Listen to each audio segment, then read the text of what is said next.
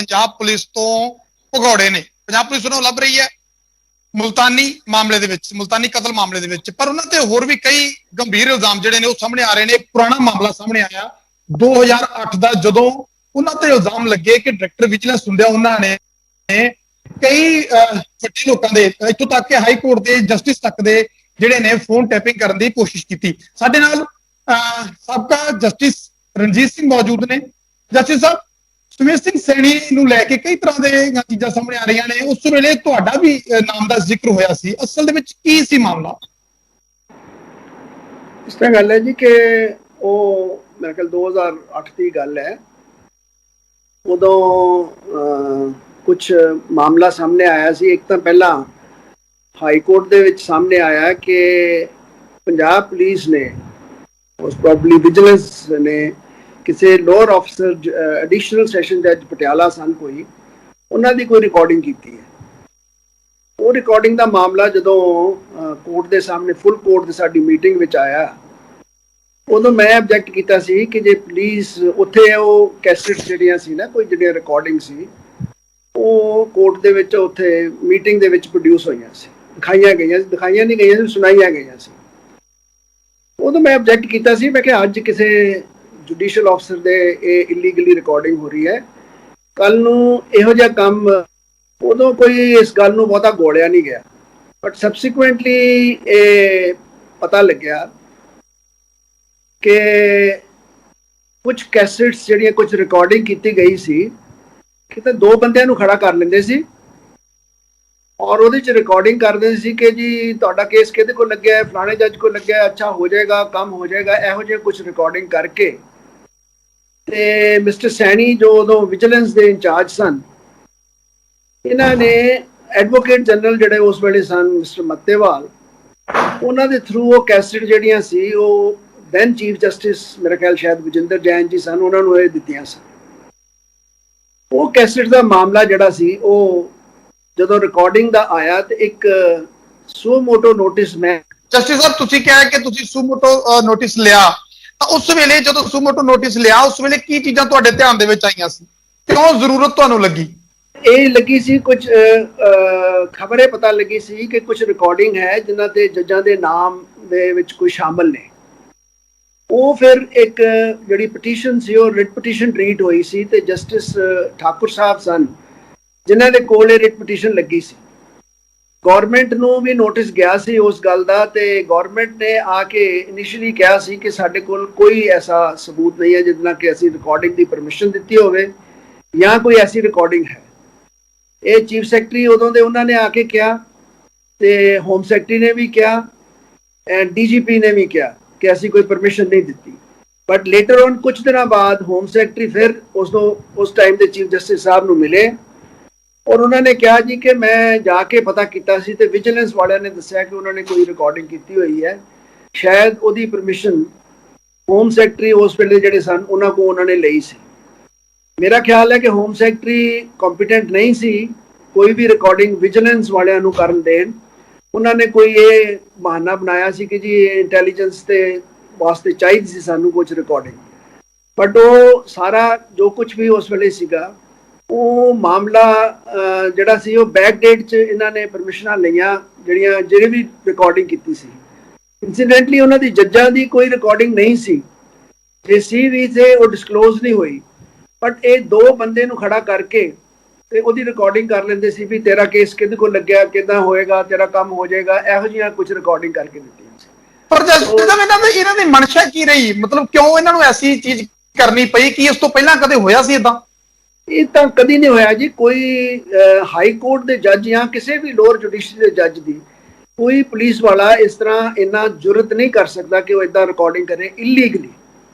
ਪਹਿਲੀ ਗੱਲ ਤਾਂ ਤੁਹਾਨੂੰ ਯਾਦ ਹੋਏਗਾ ਇੱਕ ਕਰਨਾਟਕਾ ਦੀ ਗਵਰਨਮੈਂਟ ਹੈਗਡੇ ਸਾਹਿਬ ਉਦੋਂ ਚੀਫ ਮਿਨਿਸਟਰ ਹੁੰਦੇ ਸੀ, ਉੱਥੇ ਟੇਪ ਰਿਕਾਰਡਿੰਗ ਜੋ ਟੈਲੀਫੋਨ ਰਿਕਾਰਡਿੰਗ ਕਰਕੇ ਉਹਨਾਂ ਦੀ ਗਵਰਨਮੈਂਟ ਨੂੰ ਬਰਖਾਸਤ ਕਰ ਦਿੱਤਾ ਗਿਆ ਸੀ। ਇੰਨਾ ਸੀਰੀਅਸ ਮਾਮਲਾ ਹੈ ਇਹ। ਜਿਹੜੀ ਰਿਕਾਰਡਿੰਗ ਦੀ ਪਰਮਿਸ਼ਨ ਜਿਹੜੀ ਹੈ ਨਾ, ਇਹ ਐਕਟ ਹੈ ਉਹਦੇ ਮੁਤਾਬਿਕ ਹੀ ਹੋ ਸਕਦੀ ਹੈ ਔਰ ਹਾਈ ਕੋਰਟ ਦੇ ਜੱਜ ਤੇ ਕੋਈ ਵਿਜੀਲੈਂਸ ਜਾਂ ਕਿਸੇ ਆਪਣਾ ਇੰਟੈਲੀਜੈਂਸ ਦੇ ਦਾਇਰੇ 'ਚ ਆਉਂਦੇ ਹੀ ਨਹੀਂ।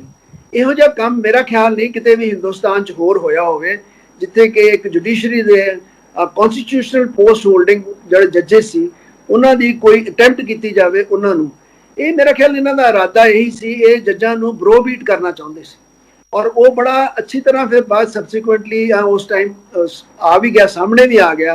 ਤੁਹਾਨੂੰ ਯਾਦ ਹੋਏਗਾ ਜਿਹੜਾ ਲੁਧਿਆਣੇ ਵਾਲਾ ਕੇਸ ਸੀਗਾ, ਜਿਹੜਾ ਕਿ ਜਸਟਿਸ ਉਸ ਵੇਲੇ ਆਨਰੇਬਲ ਜਸਟਿਸ ਵੀ ਕੇ ਝਾਂਜੀ ਸਾਹਿਬ ਦੇ ਕੋਲ ਲੱਗਿਆ ਸੀ, ਜਿਹਦੇ 'ਚ ਅਗਰ ਉਹ ਜੱਜਮੈਂਟ ਨੂੰ ਪੜ੍ਹਿਆ ਜਾਵੇ ਤਾਂ ਮੇਰੇ ਖਿਆਲ ਵਿੱਚ ਇਹੋ ਜਿਹਾ ਅਫਸਰ ਜਿਹਨੇ ਇਹੋ ਜਿਹੇ ਕੰਮ ਕੀਤੇ ਹੋਣ ਉਹਨੂੰ ਇੱਕ ਸਰਵਿਸ 'ਚ ਰਹਿਣਾ ਵੀ ਮੁਸ਼ਕਲ ਹੋ ਜਾਏ, ਜਿੰਨਾ ਸੀਰੀਅਸ ਐਲੀਗੇਸ਼ਨ ਉਸ ਜੱਜਮੈਂਟ ਦੇ ਵਿੱਚ ਰਿਕਾਰਡਡ ਨੇ।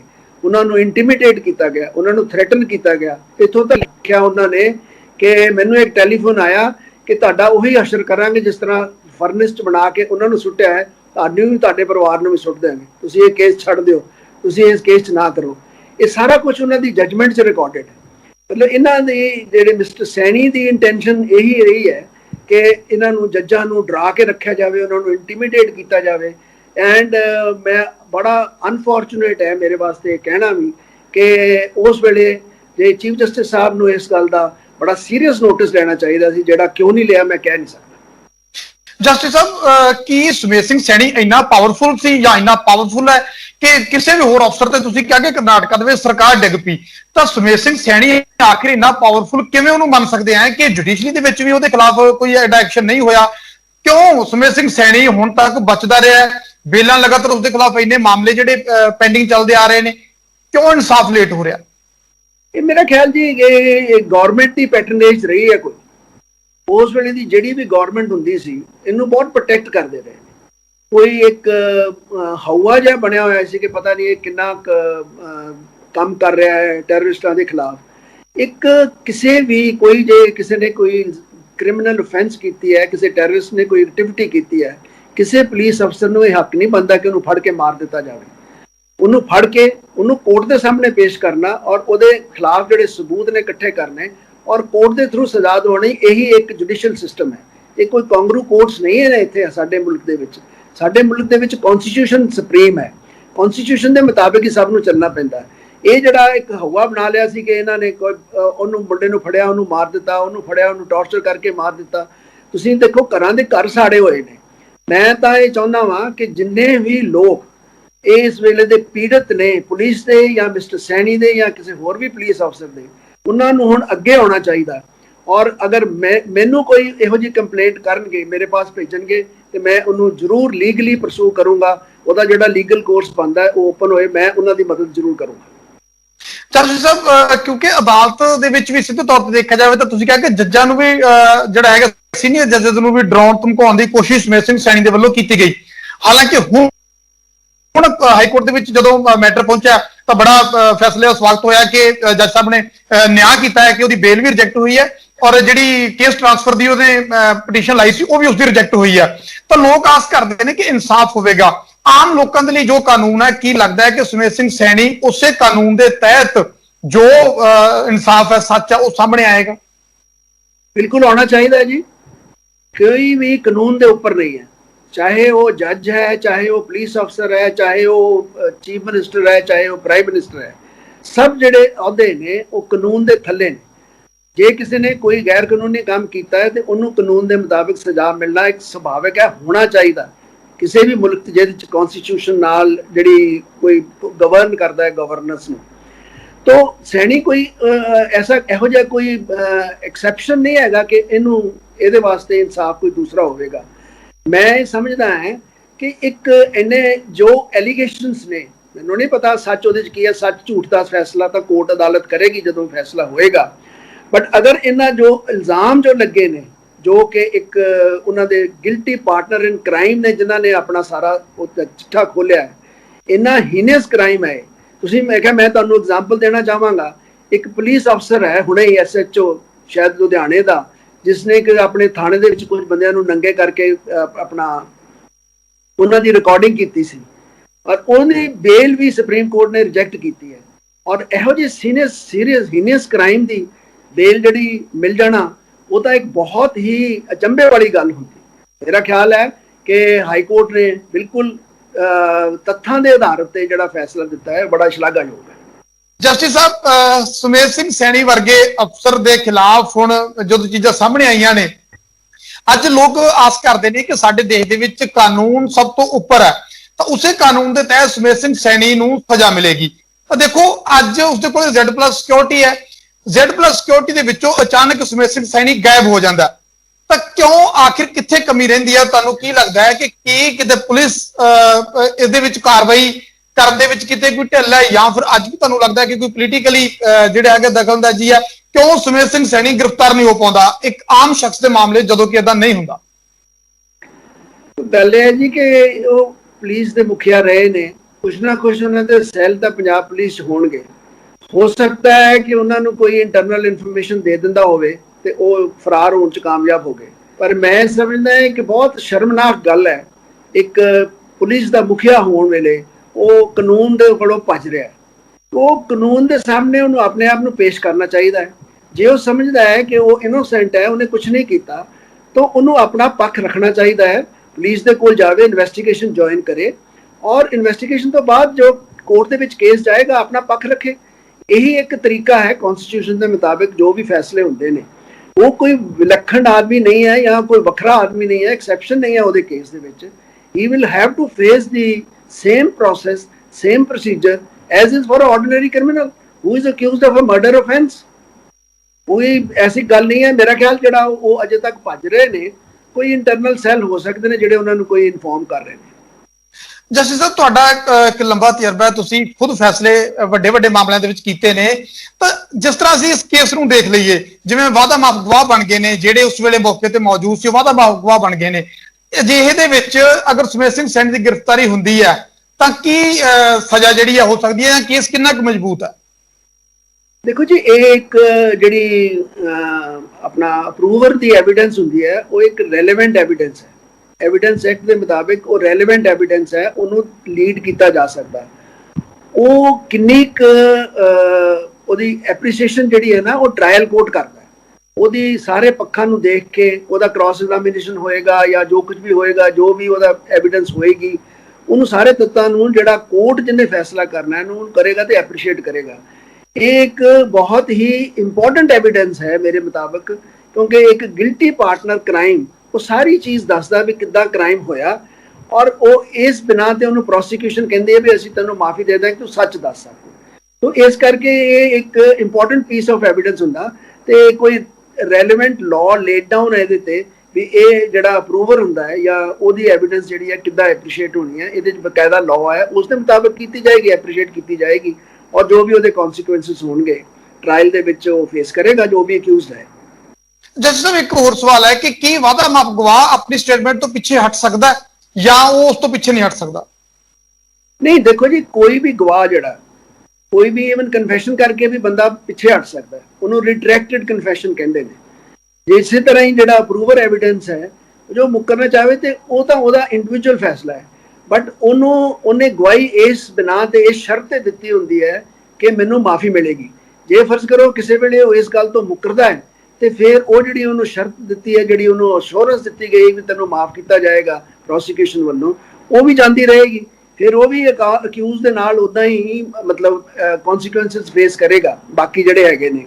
ਇਹਦੇ 'ਚ ਅਪਰੂਵਰ ਤੋਂ ਇਲਾਵਾ ਵੀ ਡਾਇਰੈਕਟ ਐਵੀਡੈਂਸ ਆਈ ਵਿਟਨੈਸ ਅਕਾਊਂਟਸ ਦੀ ਹੈਗੀ ਹੈ। ਜਿਸ ਤਰ੍ਹਾਂ ਕਿ ਇੱਕ ਵਕੀਲ ਸਾਹਿਬ ਉਸ ਵੇਲੇ 17 ਸੈਕਟਰ 'ਚ ਫੜੇ ਗਏ ਸੀ, ਉਹਨਾਂ ਨੇ ਵੀ ਆਪਣੀ ਸਟੇਟਮੈਂਟ ਰਿਕਾਰਡ ਕਰਾਈ ਹੈ। ਕੁਝ ਪੁਰਾਣੇ ਪੁਲਿਸ ਅਫਸਰ ਨੇ, ਪੁਲਿਸ ਅਫੀਸ਼ੀਅਲਸ ਨੇ, ਜਿਨ੍ਹਾਂ ਨੇ ਕਿਹਾ ਕਿ ਸਾਡੇ ਹਾਜ਼ਰੀ ਵਿੱਚ ਇਹ ਸਭ ਕੁਝ ਹੋਇਆ। ਹੋਰ ਵੀ ਜਦੋਂ ਇਹ ਇੱਕ ਵਾਰੀ ਜਦੋਂ ਇਹ ਆਪਣੇ ਨੂੰ ਅਰੈਸਟ ਕਰ ਲਿਆ ਜਾਏਗਾ ਤੇ ਇੰਟਰੋਗੇਸ਼ਨ ਹੋਏਗੀ ਮਿਸਟਰ ਸੈਣੀ ਦੀ, ਤੇ ਹੋਰ ਵੀ ਕਈ ਪੱਖ ਜਿਹੜੇ ਨੇ ਉਹ ਨਿਕਲਣਗੇ। ਕਿੱਦਾਂ ਬੋਡੀ ਨੂੰ ਕਿੱਥੇ ਲਿਜਾਇਆ ਗਿਆ, ਕਿੱਦਾਂ ਡਿਸਪੋਜ਼ ਆਫ ਕੀਤਾ ਗਿਆ, ਕੌਣ ਉਹਦੇ 'ਚ ਸ਼ਾਮਲ ਸੀ, ਕੌਣ ਹੋਰ ਗੁਰਦਾਸਪੁਰ ਵਿੱਚ ਸ਼ਾਮਲ ਸੀ। ਇਹ ਸਾਰੀਆਂ ਗੱਲਾਂ ਜਿਹੜੀਆਂ ਨੇ ਇਨਵੈਸਟੀਗੇਸ਼ਨ 'ਚ ਨਿਕਲਣਗੀਆਂ ਤੇ ਇਸ ਕੇਸ ਨੂੰ ਅਕੋਰਡਿੰਗਲੀ ਇੱਕ ਫੈਕਚੁਅਲ ਪੋਜੀਸ਼ਨ ਹੋਰ ਵੀ ਕਲੀਅਰ ਹੋਏਗੀ, ਤਾਂ ਕਿ ਕੋਰਟ ਜਿਹੜਾ ਆਪਣਾ ਸਹੀ ਫੈਸਲਾ ਕਰ ਸਕੇ। ਜੱਜ ਸਾਹਿਬ, ਲਾਸਟ ਦੇ ਵਿੱਚ ਮੈਂ ਇੱਕ ਚੀਜ਼ ਫਿਰ ਦੁਬਾਰਾ ਉਸੇ ਤੇ ਆਉਣੀ ਚਾਹੂੰਗਾ ਕਾਲ ਰਿਕਾਰਡਿੰਗ ਤੇ, ਕਿਉਂ ਮਾਮਲਾ ਇੰਨਾ ਭਖਿਆ? ਸ਼ਾਇਦ ਸੁਪਰੀਮ ਕੋਰਟ ਤੱਕ ਵੀ ਮੈਟਰ ਗਿਆ, ਸ਼ਾਇਦ CBI ਇਨਵੈਸਟੀਗੇਸ਼ਨ ਦੀ ਗੱਲ ਹੋਈ, ਉਹ ਕਿਸੇ ਨਤੀਜੇ ਤੇ ਮਾਮਲਾ ਪਹੁੰਚ ਸਕਿਆ, ਜਾਂ ਫਿਰ ਉਸ ਮਾਮਲੇ 'ਚ ਵੀ ਸੁਮੇਧ ਸਿੰਘ ਸੈਣੀ ਹਾਲੇ ਤੱਕ ਆਪਣੇ ਆਪ ਨੂੰ ਪਾਕ ਸਾਫ਼ ਰੱਖ ਕੇ ਘੁੰਮ ਰਿਹਾ? ਦੇਖੋ ਜੀ, ਉਹ ਮਾਮਲਾ ਜਿਹੜਾ ਸੀ ਨਾ, ਹਾਈ ਕੋਰਟ ਨੇ ਡਿਸਪੋਜ਼ ਆਫ ਕਰ ਦਿੱਤੀ ਸੀ ਰਿਟ ਪਟੀਸ਼ਨ, ਇਹ ਕਹਿੰਦੇ ਹੋਏ ਕਿ ਵੀ ਕਿਸੇ ਜੱਜ ਦੇ ਜਿਹੜੇ ਟੈਲੀਫੋਨ ਟੈਪ ਨਹੀਂ ਸੀ ਹੋਏ, ਔਰ ਉਹ ਜਿਹੜੇ ਬਾਕੀ ਜਿਹੜੇ ਟੈਲੀਫੋਨ ਕਨਵਰਸੇਸ਼ਨ ਜਿਹੜੀਆਂ ਚੀਫ ਜਸਟਿਸ ਨੂੰ ਦਿੱਤੀਆਂ ਗਈਆਂ ਸਨ ਉਹਨਾਂ ਬਾਰੇ ਉਹਨਾਂ ਨੇ ਬੜਾ ਕ੍ਰਿਟੀਕਲੀ ਕਿਹਾ ਕਿ ਇਹ ਬਿਲਕੁਲ ਗਲਤ ਹੋਇਆ ਔਰ ਇਹਦੇ 'ਚ ਜਿਹੜੀ ਸੈਂਕਸ਼ਨ ਤੋਂ ਮਤਲਬ ਉਹਨਾਂ ਨੇ ਕਿਹਾ ਕਿ ਲੱਗਦਾ ਹੈ ਕਿ ਇਹ ਸੈਂਕਸ਼ਨ ਤੋਂ ਬਿਨਾਂ ਕੰਮ ਕੀਤਾ ਗਿਆ, ਉਹਦੇ ਕੌਨਸੀਕੁਐਂਸਸ ਹੋਣੇ ਚਾਹੀਦੇ ਸੀ, ਕਿਉਂ ਨਹੀਂ ਹੋਏ ਮੈਂ ਨਹੀਂ ਕਹਿ ਸਕਦਾ ਕੁਝ। ਯਾਨੀ ਉਹ ਮਾਮਲੇ ਦੇ ਵਿੱਚ ਨਾ ਸੁਮੇਧ ਸਿੰਘ ਸੈਣੀ ਨੂੰ ਕੋਈ ਜਿਹੜੀ ਆ ਉਹਦੇ ਤੇ ਕੋਈ ਐਕਸ਼ਨ ਹੋਇਆ, ਮਾਮਲਾ ਇੱਕ ਵਾਰੀ ਬੰਦ ਹੋ ਗਿਆ। ਮੈਂ ਇਹ ਸਮਝਦਾ ਹਾਂ ਕਿ ਉਹ ਇੰਨਾ ਸੀਰੀਅਸ ਮਾਮਲਾ ਸੀ ਕਿ ਉਸ ਵੇਲੇ ਦੀ ਗਵਰਨਮੈਂਟ ਖਤਰੇ 'ਚ ਜਾ ਸਕਦੀ ਸੀ ਕਿ ਜੇ ਤੁਸੀਂ ਇੱਕ ਟੈਲੀਫੋਨ ਕਿਸੇ ਕਰਕੇ ਰਿਕਾਰਡ ਤੇ ਉਹਨੂੰ ਐਜ਼ ਅ ਐਵੀਡੈਂਸ ਪ੍ਰੋਡਿਊਸ ਕਰੋ ਅਗੇਂਸਟ ਜੱਜਿਸ, ਨਾਟ ਇੱਕ ਬਟ ਮੇਰੇ ਖਿਆਲ ਮੋਰ ਦੈਨ ਵਨ ਜੱਜਿਸ। ਇਹ ਇੱਕ ਐਡਾ ਸੀਰੀਅਸ ਮਾਮਲਾ ਸੀ ਔਰ ਉਹ ਵੀ ਪਰਮਿਸ਼ਨ ਤੋਂ ਬਿਨਾਂ। ਪਰਮਿਸ਼ਨ ਜਿਹੜੀ ਸੀਗੀ, ਕਿਉਂਕਿ ਜਦੋਂ ਅਗਰ ਕੋਈ ਪਰਮਿਸ਼ਨ ਹੁੰਦੀ ਐ ਸੀ ਤੇ ਜਿਸ ਦਿਨ ਚੀਫ ਜਸਟਿਸ ਸਾਹਿਬ ਨੇ ਚੀਫ ਸੈਕਟਰੀ ਨੂੰ ਬੁਲਾਇਆ ਸੀ, ਜਿੱਦਾਂ ਡੀਜੀਪੀ ਨੂੰ ਬੁਲਾਇਆ ਸੀ, ਤੇ ਉਹਨਾਂ ਨੂੰ ਉਦੋਂ ਡਿਸਕਲੋਜ਼ ਕਰਨਾ ਚਾਹੀਦਾ ਸੀ। ਉਹ ਕਹਿ ਕੇ ਗਏ ਜੀ ਨਾ ਕੋਈ ਅਸੀਂ ਪਰਮਿਸ਼ਨ ਦਿੱਤੀ, ਨਾ ਸਾਡੀ ਨੌਲੇਜ ਹੈ। ਬਟ ਸਬਸੀਕੁਐਂਟਲੀ 3-4 ਦਿਨ ਬਾਅਦ ਉਹਨਾਂ ਨੇ ਜਾ ਕੇ ਜਦੋਂ ਵਿਜੀਲੈਂਸ ਨੂੰ ਪੁੱਛਿਆ ਤੇ ਫਿਰ ਉਹਨਾਂ ਨੇ ਆ ਕੇ ਦੱਸਿਆ ਜੀ ਕਿ ਸਾਨੂੰ ਹੁਣ ਪਤਾ ਲੱਗਿਆ ਕਿ ਵਿਜੀਲੈਂਸ ਨੇ ਕੁਝ ਰਿਕਾਰਡਿੰਗ ਕੀਤੀਆਂ। ਦੇਖੋ ਤੁਸੀਂ ਇੱਕ ਹੈਰਾਨੀ ਵਾਲੀ ਗੱਲ ਕਿ ਗੱਲ ਇੰਟੈਲੀਜੈਂਸ ਦੀ ਹੈ ਕਿ ਇੰਟੈਲੀਜੈਂਸ ਕਰਕੇ ਸਾਨੂੰ ਇੰਟੈਲੀਜੈਂਸ ਗੈਦਰ ਕਰਕੇ ਪਰਮਿਸ਼ਨ ਦੇਣੀ ਪਈ, ਉਹ ਚੀਫ ਹੋਮ ਸੈਕਟਰੀ ਨੇ ਕਿਹਾ, ਪਰ ਰਿਕਾਰਡਿੰਗ ਵਿਜੀਲੈਂਸ ਕਰ ਰਿਹਾ ਸੀ। ਵਿਜੀਲੈਂਸ ਦਾ ਇੰਟੈਲੀਜੈਂਸ ਨਾਲ ਤੇ ਕੋਈ ਤਾਲੁਕ ਹੀ ਨਹੀਂ ਹੈਗਾ। ਵਿਜੀਲੈਂਸ ਤੇ ਇਹ ਸੈਣੀ ਕਰ ਰਿਹਾ ਸੀ, ਇਹ ਬਿਕੋਜ਼ ਵਿਜੀਲੈਂਸ ਕਿਉਂ ਕਰ ਰਿਹਾ ਸੀ, Saini in order to have that information and then use it against the judges to browbeat them, intimidate them, ਉਹਨਾਂ ਨੂੰ ਡਰਾਉਣ ਧਮਕਾਉਣ, ਝੂਠੀਆਂ ਕੈਸਟ ਬਣਾ ਕੇ ਇਹੋ ਜਿਹੇ ਕੰਮ ਕਰ ਰਿਹਾ ਸੀ। ਇੱਕ ਇੰਨਾ ਸੀਰੀਅਸ ਮਾਮਲਾ ਕਿ ਜਿਹੜਾ ਉਸ ਵੇਲੇ ਗਵਰਨਮੈਂਟ ਨੂੰ ਖਤਰੇ 'ਚ ਪਾ ਸਕਦਾ ਸੀ, ਉਹਨੂੰ ਕਿੱਦਾਂ ਰਫੂ ਦਫਾ ਕਰ ਦਿੱਤਾ ਗਿਆ, ਇਹ ਮੇਰੀ ਸਮਝ ਤੋਂ ਬਾਹਰ ਹੈ। ਬਹੁਤ ਬਹੁਤ ਸ਼ੁਕਰੀਆ ਜਸਟਿਸ ਸਾਹਿਬ। ਤਾਂ ਇਹ ਸਨ ਸਾਬਕਾ ਜਸਟਿਸ ਰਣਜੀਤ ਸਿੰਘ, ਜਿਨ੍ਹਾਂ ਨੇ ਸਪਸ਼ਟ ਤੌਰ ਤੇ ਕਿਹਾ ਕਿ ਸੁਮੇਧ ਸਿੰਘ ਸੈਣੀ ਇੱਕ ਅਜਿਹਾ ਅਫਸਰ ਜਿਸ ਨੇ ਲਗਾਤਾਰ ਕੋਸ਼ਿਸ਼ ਕੀਤੀ ਆਪਣਾ ਰਸੂਖ ਦਿਖਾਉਣ ਦੀ, ਔਰ ਉਸ ਵੇਲੇ 2008 ਦੇ ਵਿੱਚ ਅਦਾਲਤਾਂ ਤੇ ਵੀ ਦਬਾਅ ਬਣਾਉਣ ਦੀ ਕੋਸ਼ਿਸ਼ ਕੀਤੀ ਗਈ। ਝੂਠੀਆਂ ਜਿਹੜੀਆਂ ਆਡੀਓ ਰਿਕਾਰਡਿੰਗ, ਫੋਨ ਰਿਕਾਰਡਿੰਗ ਕਰਨ ਦਾ ਦਾਅਵਾ ਕੀਤਾ ਗਿਆ ਤਾਂ ਕਿ ਅਦਾਲਤਾਂ ਤੇ ਵੀ ਦਬਾਅ ਬਣਾਇਆ ਜਾ ਸਕੇ। ਇਸ ਤਰ੍ਹਾਂ ਦੀ ਸੁਮੇਧ ਸਿੰਘ ਸੈਣੀ ਦੀ ਫਿਤਰਤ ਦਾ ਜ਼ਿਕਰ ਕਰਦੇ ਨੇ ਸਾਬਕਾ ਜਸਟਿਸ ਰਣਜੀਤ ਸਿੰਘ। ਤਾਂ ਫਿਲਹਾਲ ਆਸ ਇਹੀ ਹੈ ਕਿ ਜਿਸ ਤਰ੍ਹਾਂ ਸਾਡੇ ਦੇਸ਼ ਦੇ ਵਿੱਚ ਕਾਨੂੰਨ ਸਭ ਤੋਂ ਉੱਪਰ ਹੈ, ਤਾਂ ਜਿਵੇਂ ਬਾਕੀ ਹੋਰ ਮੁਲਜ਼ਮਾਂ ਨੂੰ, ਹੋਰ ਦੋਸ਼ੀਆਂ ਨੂੰ ਸਜ਼ਾ ਮਿਲਦੀ ਹੈ, ਤਾਂ ਇਸ ਸੁਮੇਧ ਸਿੰਘ ਸੈਣੀ ਦੇ ਮਾਮਲੇ ਦੇ ਵਿੱਚ ਵੀ ਇਨਸਾਫ ਹੋਏਗਾ। ਔਰ ਫਿਲਹਾਲ ਸੁਮੇਧ ਸਿੰਘ ਸੈਣੀ ਪੁਲਿਸ ਦੀ ਗ੍ਰਿਫਤ ਚੋਂ ਬਾਹਰ ਹੈ। ਆਸ ਕਰਦੇ ਹਾਂ ਕਿ ਜਲਦੀ ਸੁਮੇਧ ਸਿੰਘ ਸੈਣੀ ਗ੍ਰਿਫਤ 'ਚ ਹੋਵੇ ਤੇ ਇਨਸਾਫ ਮਿਲੇ। ਨਪਿੰਦਰ ਸਿੰਘ ਬਰਾੜ, ਨਿਊਜ਼ 18 ਚੰਡੀਗੜ੍ਹ।